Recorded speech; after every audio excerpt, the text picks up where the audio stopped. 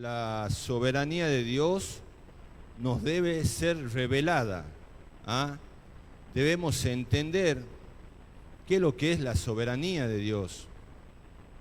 Y entiendo por la palabra que toda la palabra habla sobre la soberanía de Dios. La soberanía de Dios se refiere a que Dios tiene el control absoluto y supremo de todas las cosas en el universo. Él tiene el poder y la autoridad para gobernar y dirigir todo de acuerdo a su voluntad. Yo creo y entiendo que una vez que nosotros entendemos y se nos revela qué es la soberanía de Dios, yo creo que nada lo que nos pase nos puede mover de nuestra fe. Porque el entender que Dios tiene el control, el poder y la autoridad sobre todas las cosas, eso nos da una tranquilidad de saber que Él tiene el control de nuestras vidas también. Así que vamos a ir rápido a la palabra porque quiero leerles unos pasajes de la Biblia y está en Primera de Job 1, ahí está. Dice, en la región de Uz había un hombre recto e intachable que temía a Dios y vivía apartado del mal. Recuerden esto, era un hombre recto e intachable, dice la palabra, y que temía a Dios y vivía apartado del mal. Este hombre se llamaba Job, tenía 7 hijos y 3 hijas, era dueño de 7.000 ovejas, 3.000 camellos, 500 yuntas de bueyes, 500 asnas, y su servidumbre era muy numerosa. Entre todos los habitantes del oriente era el personaje de mayor renombre. Sus hijos acostumbraban turnarse para celebrar banquetes en sus respectivas casas e invitaban a sus 3 hermanas a comer y beber con ellos. Una vez terminado el ciclo de los banquetes, Job se aseguraba de que sus hijos se purificaran. Muy de mañana ofrecía un holocausto por cada uno de ellos, pues pensaba, tal vez mis hijos hayan pecado y maldecido en su corazón a Dios. Para Job, esta era una costumbre cotidiana. Hasta acá vemos un hombre con un amor y un temor al Señor impresionante. Un hombre intachable, un hombre próspero, un hombre que se podría decir que no le faltaba nada, tenía todo, ¿sí? Pero sin embargo, dice que vienen unas pruebas a este hermano, a Job. Dice que llegó el día en que los ángeles debían hacer acto de presencia ante el Señor, y con ellos se presentó también Satanás. Y el Señor le preguntó, ¿de dónde vienes? Vengo de rondar la tierra y de recorrerla de un extremo a otro, le respondió Satanás. ¿Te has puesto a pensar en mi siervo Job? Volvió a preguntarle el Señor. No hay en la tierra nadie como él. Es un hombre recto e intachable que me honra y vive apartado del mal. Satanás le replicó, ¿y acaso Job te honra sin recibir nada a cambio? ¿Acaso no están bajo tu protección él y su familia y todas sus posesiones? De tal modo has bendecido la obra de sus manos, que sus rebaños y ganados llenan toda la tierra. Pero extiende la mano y quítale todo lo que posee, a ver si no te maldice en tu propia cara. Muy bien, le contestó el Señor, todas sus posesiones están en tus manos, con la condición de que a él no le pongas la mano encima. Fíjense, ¿ustedes saben que Dios lo ha creado al diablo también, a Satanás? Sí, él ha sido el creador de todo, Dios. Entonces, tiene el poder y la autoridad también para darle el lugar, en este caso a Satanás, para que lo inquiete y lo zarandee a su siervo amado. Entonces dice que Satanás le pidió permiso a Dios para poder, dice, tocarlo a su siervo amado Job. Y Dios le permitió. Ahora digo y pregunto,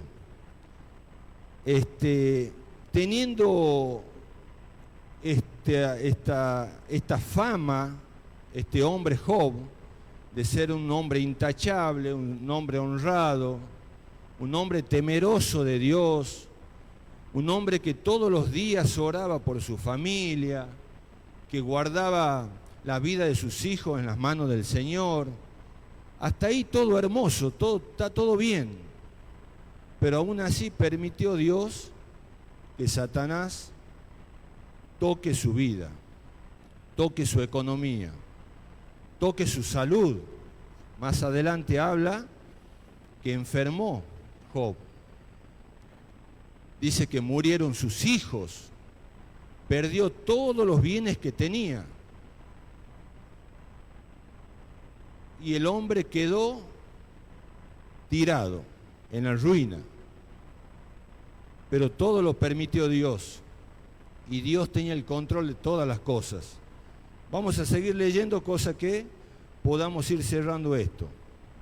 Dice, llegó el día en que los hijos y las hijas de Job celebraban un banquete en casa de su hermano mayor. Entonces un mensajero llegó a decirle a Job, mientras los bueyes araban y los asnos pastaban por allí cerca, nos atacaron los sabeanos y se los llevaron.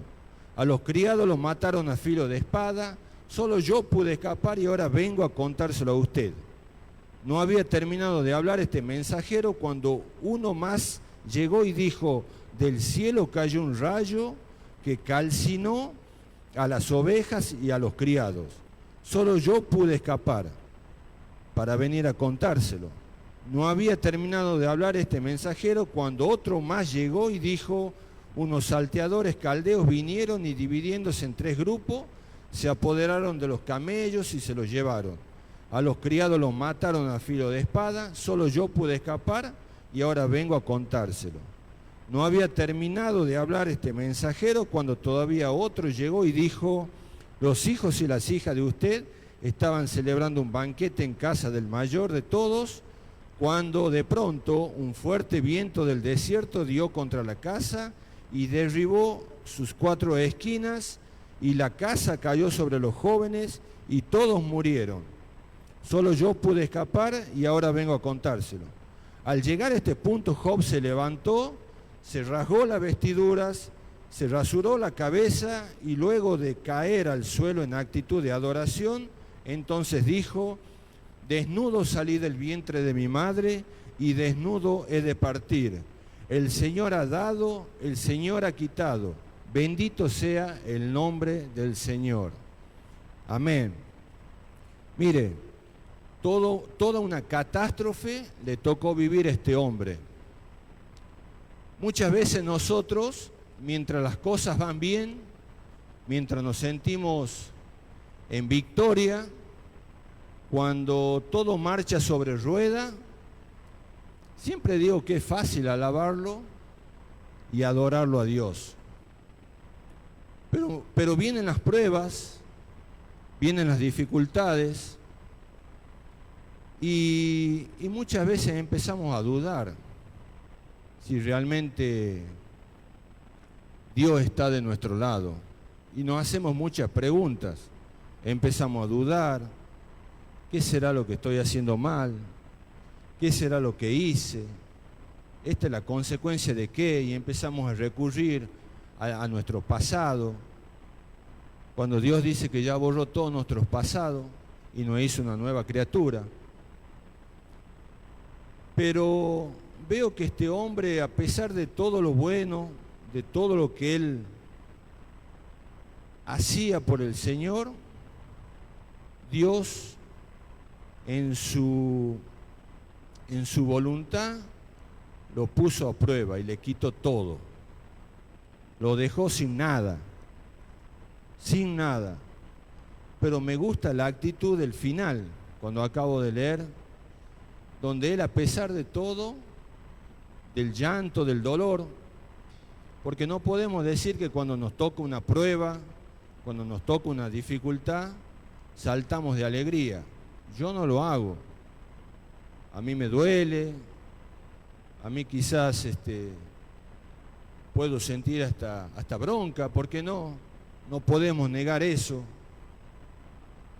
Y este hombre dice que lloró amargamente, rasgó sus vestiduras, pero aún así dice que no pecó.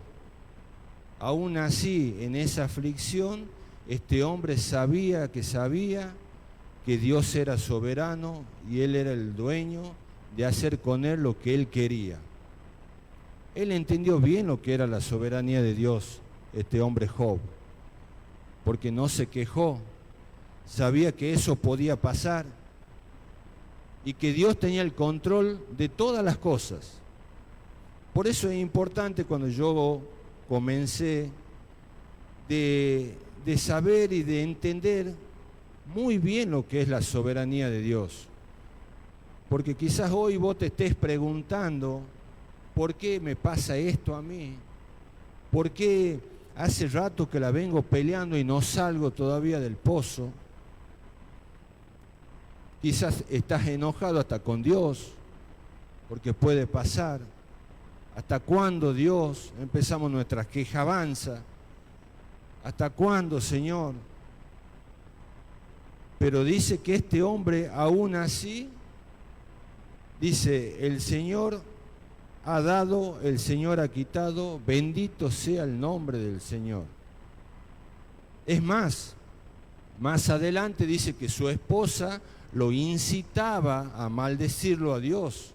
¿Hasta cuándo vas a seguir alabándolo a Dios? ¿Qué no te ves como estás? Enfermo, pobre, sin nada. Y mucha gente se te puede acercar a decir eso. Cuando te ve en prueba, cuando te ve capaz que te dejaron sin trabajo, cuando quizás tu familia no está bien. Y muchos van a venir a decirte, ¿hasta cuándo vas a seguir creyendo en ese Dios? Pero ahí es cuando a usted se le debe revelar lo que es la soberanía de Dios. Cuál es la buena voluntad de Dios para su vida y para la mía. Dice que la voluntad de Dios es buena, agradable y perfecta. Ahora, hay que entenderla. Es buena, agradable y perfecta. Quizás estás pasando por un periodo de prueba. La voluntad de Dios es buena, agradable y perfecta. Y dice en su palabra que todas las cosas ayudan para bien. Yo creo que usted ha sido llamado para un propósito, para una tarea en este mundo, y hasta que usted no culmine su tarea, Dios va a seguir poniéndolo a prueba, va a seguir forjando su carácter para poder seguir puliendo y poder llegar a la imagen del perfecto. Amén. Vamos a otra historia que me gustó mucho. Vamos a, ya le digo,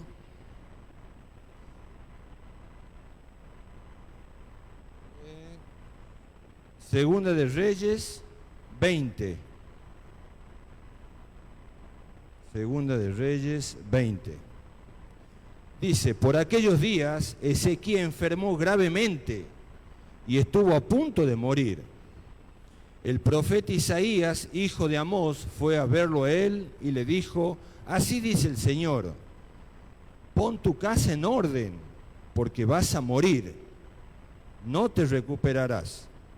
Ezequías volvió el rostro hacia la pared y le rogó al Señor, recuerda, Señor, que yo me he conducido delante de ti con lealtad y con un corazón íntegro, y que ha hecho lo que te agrada. Y Ezequías lloró amargamente. No había salido Isaías del patio central cuando le llegó la palabra del Señor, regresa y dile a Ezequías, gobernante de mi pueblo, que así dice el Señor, Dios de su antepasado David, he escuchado tu oración y he visto tus lágrimas. Voy a sanarte y en 3 días podrás subir al templo del Señor. Voy a darte 15 años más de vida y a ti y a esta ciudad los libraré de caer en manos del rey de Asiria. yo defenderé esta ciudad por mi causa y por consideración a David mi siervo. Entonces Isaías dijo, preparen una pasta de higo, así lo hicieron, luego se la aplicaron al rey en la llaga y se recuperó. Ezequías le había preguntado al profeta, ¿qué señal recibiré de que el Señor me sanará? Y de que en 3 días podré subir a su templo. Isaías le contestó, esta es la señal que te dará el Señor para confirmar lo que te ha prometido. La sombra ha avanzado 10 grados. ¿Podrá retroceder 10? Es fácil que la sombra se alargue 10 grados, explicó Ezequías, pero no vuelve atrás. Entonces el profeta Isaías invocó al Señor y el Señor hizo que la sombra retrocediera 10 grados en la escala de Acaz. Bien, esta historia muestra también una situación de un rey desesperado porque había llegado un veredicto de Dios que iba a morir. ¿Sí? Este hombre, ante la desesperación, dice que lloró amargamente y suplicó al Señor para que no muera. Y el Señor escuchó, dice, su clamor y se movió a misericordia. Y dijo, está bien, voy a darle 15 años más de vida. Ahora, usted se pregunta y dice, pero sí, el Señor es soberano y puede dictaminar si te vas hoy o te va a dar un tiempo hasta terminar la obra que te ha sido encomendada. El Señor es soberano y Él hace con quien quiere, como quiere y cuando quiere. Entonces dice que se movió a misericordia y le dio 15 años más. Y si ustedes se fijan al final, este rey le medio que dudaba del milagro de Dios, porque dice, ¿y qué señal voy a tener yo de saber si me va a curar, si me va a sanar o no me va a sanar? Bueno, poné qué es lo que vos querés ver. Y Dios le hace ver realmente que dice que la sombra retrocedió 10 grados más. Y muchas veces nosotros dudamos del poder de Dios y queremos que nos muestre. Muchas veces somos bendecidos por algo y entramos a dudar, ¿será que mi tío o mi mamá se habrá acordado? No, es Dios mismo el que hace todo para poder bendecirte.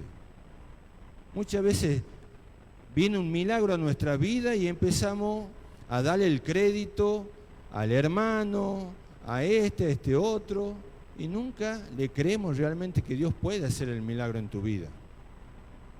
Y este hombre dice que le preguntó a Isaías cuál era la señal para saber si realmente iba a tener 15 años más de vida.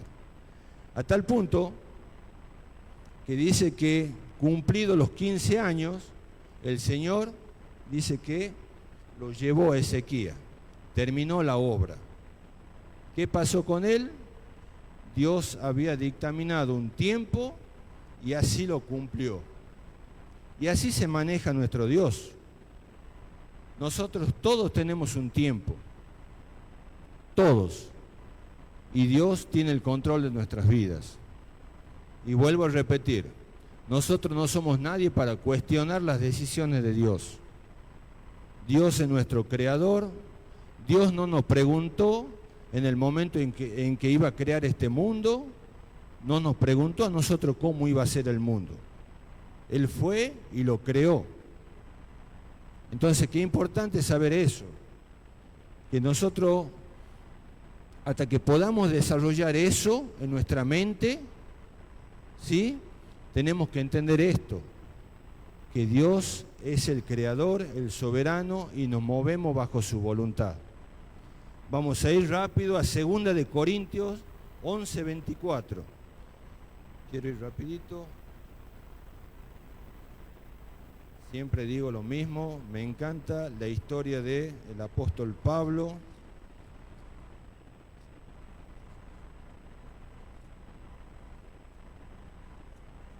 Amén. Segunda de Corintios 11, 24. Todos conocen la historia de Saulo, de Tarso. Después fue el apóstol Pablo. Tuvo un encuentro con el Señor, camino a Damasco. Él iba en su caballo a perseguir a los cristianos, a atraerlo. Y era un hombre que no escatimaba en matar a cristianos, ¿no? Él tenía amplio poder dado para poder agarrar a los cristianos, encarcelarlo y bueno, y algunos como Esteban que terminaron muertos, ¿sí? Pero este hombre tuvo un encuentro con Jesús. Un encuentro con Jesús y eso le cambió su vida. Y este apóstol, de haber sido un perseguidor de la iglesia, después fue perseguido por predicar la palabra del Señor. Dice 11, 24 al 25. Son servidores, 24... 5 veces recibí de los judíos los 39 azotes. 3 veces me golpearon con varas, 1 vez me apedrearon, 3 veces naufragué y pasé un día y una noche como náufrago en alta mar. Mi vida ha sido un continuo ir y venir en un sitio a otro, en peligrosos ríos, peligros de bandido, peligro de parte de mis compatriotas, peligro a manos de los gentiles, peligros en la ciudad, peligros en el campo, en el mar y peligro de parte de falsos hermanos. Este hombre, haciendo una breve reseña de lo que le pasó, este hombre pasó casi toda su vida en cárceles, sufriendo los peores castigos. Un hombre que a pesar de todo esto no se cansaba de predicar al Señor. Desde la cárcel escribía las cartas y las enviaba a las iglesias. Este hombre que la verdad se le había revelado lo que era la soberanía de Dios y Dios permitía todas esas cosas. Un hombre que nunca cuestionó a Dios, porque para él quizás era fácil antes ser un perseguidor. Era fácil agarrar a alguien, azotarlo, matarlo, llevarlo a la cárcel. Pero hoy él era uno de esos, de los perseguidos. Y vaya usted que la pasó. Yo me preguntaría al final, me convenía estar como antes, porque antes a mí nadie me pegaba. Yo daba la orden para que le pegue a los cristianos. Pero ahora estoy sufriendo lo que yo solía hacer antes. Pero en todo eso me gozo, decía este hombre. En todo eso yo me gozo. Un hombre que se le había revelado cuál era la voluntad de Dios para con su vida. Hoy seguimos leyendo sus cartas. Hoy seguimos estudiando todo lo que nos dejó desde un hueco, desde una cárcel este hombre. Y usted me dice, pero che, Dios al final, este hombre que lo servía con tanta pasión, tuvo que padecer todo eso. Sí, era la voluntad de Dios, su soberanía así lo mandaba. Es más, dice que le dio un aguijón en la carne, que él suplicaba para que Dios le quite ese aguijón, pero el Señor le dijo, bástate en mi gracia, porque yo me perfecciono en tu debilidad. Y él lo aceptó. Vamos al último, 2 de Timoteo 4, 6 y 7, rapidito. Ahí está. Yo, por mi parte, ya estoy a punto de ser ofrecido como un sacrificio, y el tiempo de mi partida ha llegado. he peleado la buena batalla, he terminado la carrera, me he mantenido en la fe. Por lo demás me espera la corona de justicia, que el Señor, el juez justo, me otorgará en aquel día, y no solo a mí, sino también a todos los que con amor hayan esperado su venida. Hasta ahí nomás era. Amén. Este hombre al final ya de su carrera dice: he terminado mi carrera y he guardado mi fe. Dice que él ahora esperaba esa corona. Al final dice que nuestro Señor nos tiene una corona, y quería preguntarte en esta noche y decirte que a pesar de cualquier prueba, de cualquier situación que vos estés pasando, Dios tiene el control de todo y lo sabe todo.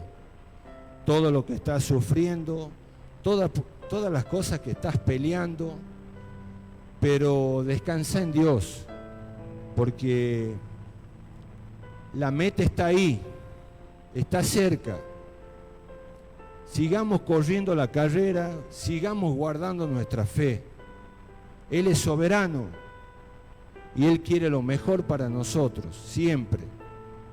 Así que yo te invito a que en esta noche reflexiones, que entiendas lo que es la soberanía de Dios,